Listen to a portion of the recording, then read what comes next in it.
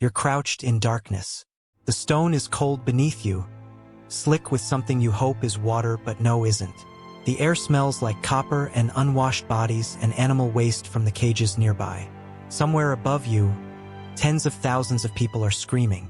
The sound filters down through layers of stone and sand, muffled but relentless, like the heartbeat of some enormous beast.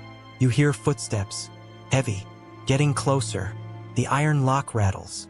This is the moment you've been waiting for since they dragged you through the streets of Rome in chains. But you're not waiting for freedom. You're waiting for a gladiator. This isn't a love story. This isn't even a story about individual cruelty, some sadistic guard or corrupt official. This is about something far more chilling. This is about a system, an industrialized system of sexual slavery that operated underneath the most famous entertainment venue in human history, sanctioned by the state, managed by bureaucrats, and treated with all the casual efficiency of a grain shipment. Let me be clear about what we're discussing here. When Rome conquered a territory, which happened constantly because expansion was the entire economic model, they took prisoners. Thousands of them.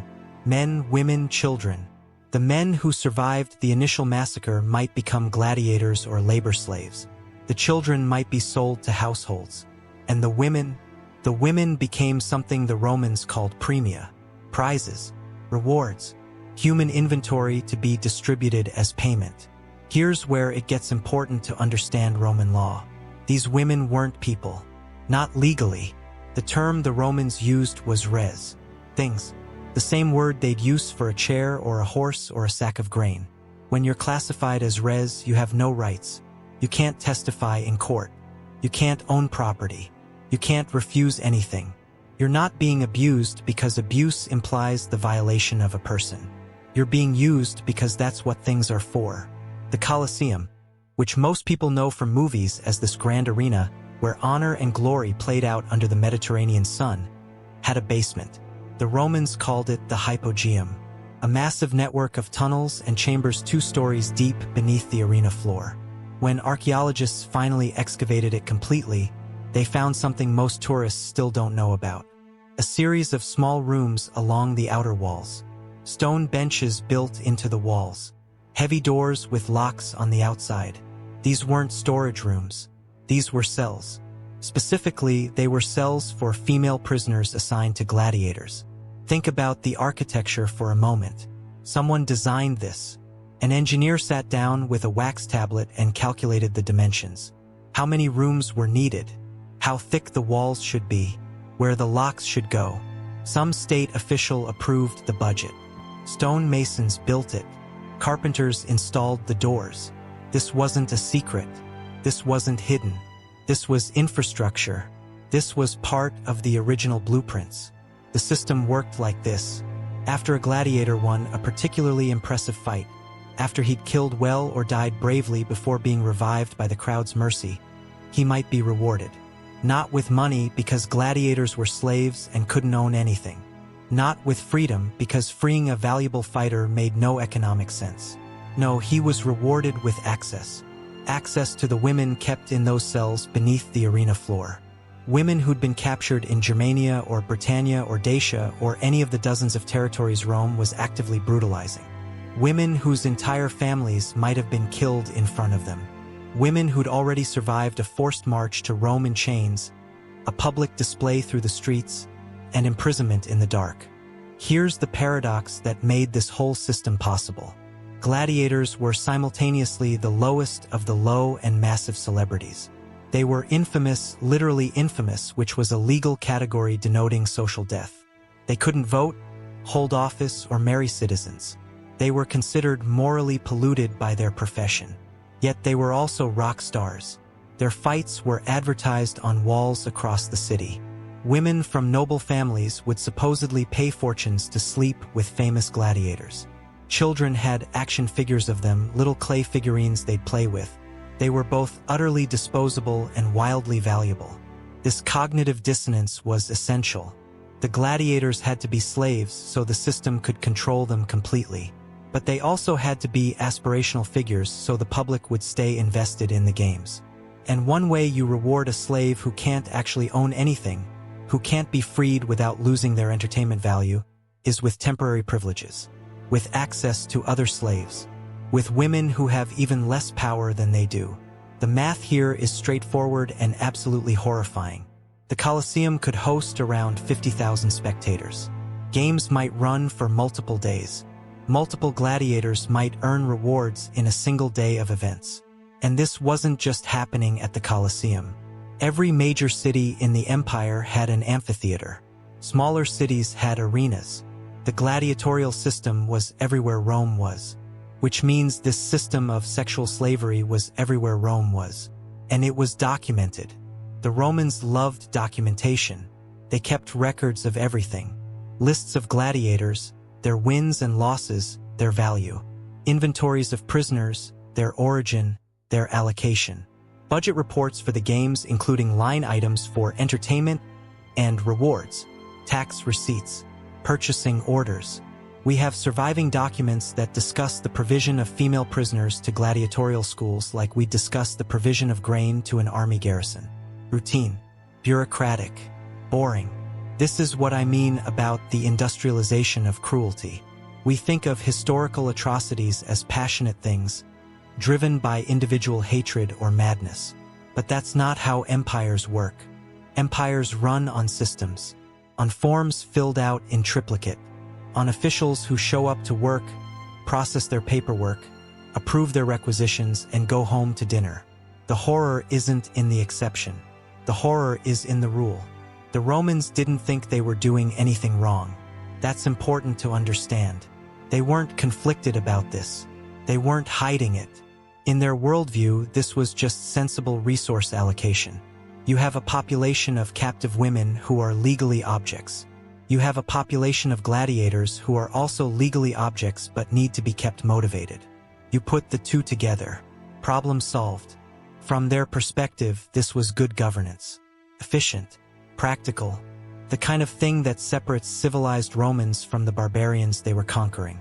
When modern historians write about Roman sexuality, they often focus on things like bathhouse culture or the sexual freedom of the elite. They talk about the acceptance of same-sex relationships among citizens or the complex poetry of desire in Latin literature. All of that is true, but it exists alongside this. The industrial-scale sexual exploitation of conquered peoples. The two realities don't contradict each other in the Roman mind. They're just different categories. Citizens had rights and freedoms. Non-citizens, especially enslaved non-citizens, had neither. The gladiators themselves occupied this strange middle position. Some of them were prisoners of war like the women in the cells. Some were criminals. Some were volunteers who'd sold themselves into slavery because they were desperate enough to think death in the arena was better than starvation outside it. Once they entered the system, though, they were all the same. Property of the state or property of a private gladiatorial school. They trained in specific fighting styles with specific weapons. They were fed a high-calorie diet to build muscle and fat, because a good-looking muscular body fought better and died more dramatically. They were essentially combat athletes, and like modern athletes, their bodies weren't entirely their own. But here's the thing. The system that oppressed them also gave them power over others. A gladiator might be locked in a cell himself, might be beaten during training, might know he'd probably die in the arena before age 30. But in that moment after a victory, when he's granted access to the hypogeum, he has power. Total power over someone even more vulnerable than himself. The Romans understood this. They understood that if you give an oppressed person someone to oppress, you can maintain control over both. You don't have to free anyone. You just have to create a hierarchy of suffering. Archaeological evidence from the hypogeum tells us more than we might want to know. They found graffiti scratched into the walls. Some of it is from gladiators counting their victories, declaring their skill. Some of it is names. Just names, carved in languages from across the empire. Germanic names, Celtic names, names from peoples who barely exist in Roman historical records because the Romans didn't consider them worth writing about. These might be the only evidence that some of these people existed at all. A name scratched in the dark by someone who knew no one would remember them otherwise. The cells had no windows. Light came from torches in the corridor or not at all. The stone benches weren't beds. They were just stone. cold in winter, cold in summer because you're 2 stories underground. There was no privacy. The doors locked from the outside. When archaeologists mapped the hypogeum, they noted how the cells were positioned. Close to the gladiators' waiting areas. Close to the elevators that lifted fighters and animals up to the arena floor. This wasn't coincidental. This was intentional design. Efficient layout. Everything in reach. We don't know most of their names. The women in the cells, the Romans didn't care enough to record them individually unless they were particularly notable for some reason, and being sexually exploited wasn't notable. It was standard. What we do know is where they came from because the Romans did record their conquests. Gaul, Britannia, Germania, Dacia, Thracia, Greece, Carthage, Judea, Egypt, Syria, Parthia. Every territory Rome touched produced prisoners. And female prisoners had specific value in a specific market. How long did women survive in those cells? We don't really know that either. Disease was rampant in ancient Rome. Malnutrition, injury, suicide. The Romans didn't have modern medicine. They didn't have antibiotics. They barely had clean water in the best of circumstances. And these weren't the best of circumstances. These were basement cells in a massive entertainment complex that also housed wild animals, human corpses, and thousands of spectators producing waste. The mortality rate for enslaved people in ancient Rome was already horrific. The mortality rate for enslaved people in these specific conditions must have been astronomical. And then what? Where did they go after? If they survived, if they weren't killed by disease or violence or despair, what happened to them? Some might have been sold to other owners. Slaves were resold constantly in Rome. Some might have been sent to work elsewhere in the empire. Some might have died and been dumped in mass graves outside the city walls where the Romans disposed of dead slaves and criminals. We know those graves exist. Archaeologists have found them. Pits filled with hundreds of bodies, many showing signs of violence or disease. No markers, no names, just bodies piled in the ground. This happened for centuries. The Colosseum was completed in 80 CE. Gladiatorial games continued in various forms until the early 5th century. That's more than 300 years of this system operating continuously. Generation after generation. Thousands and thousands of women. Thousands and thousands of gladiators. Millions of spectators who watched the games and everyone knew what was happening in the tunnels below. It was just part of the infrastructure, part of the experience, part of Rome. Today, tourists walk through the Colosseum in shorts and sandals with their cameras and their guidebooks. They stand on the arena floor or what's left of it, and they look down into the exposed hypogeum. They take pictures of the tunnels and the elevator shafts. They listen to audio guides that explain how lions were raised on platforms and gladiators entered through gates. The guides mention the cells sometimes. Storage rooms, they call them. Waiting areas. They don't usually explain what they were really for. They don't point to the specific walls where names were scratched in the dark. The stones are still there. The benches. The doors are gone, rotted away or removed, but the door frames remain. You can walk right past them. You probably have if you've ever visited Rome. Hundreds of thousands of people do every year. They stand in the same tunnels where women waited in the darkness nearly 2,000 years ago. They breathe the same air or what passes for the same air after all this time. Most of them don't know. The horror is invisible now.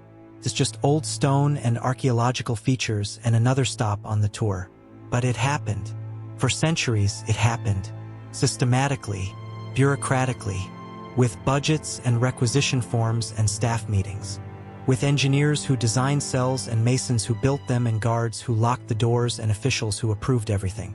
With tens of thousands of spectators cheering in the sunlight while in the darkness below, the machinery of empire ground human beings into something less than human. Into things. Into inventory.